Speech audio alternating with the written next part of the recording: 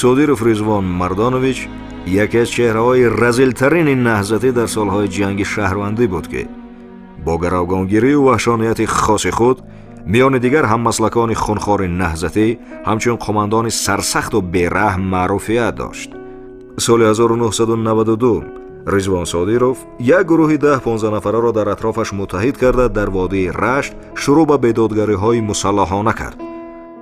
Ризвон Содиров аъзои раёсати олӣ ва вазири мудофиаи ташкилоти террористии собиқ ҳизби наҳзати исломӣ буд.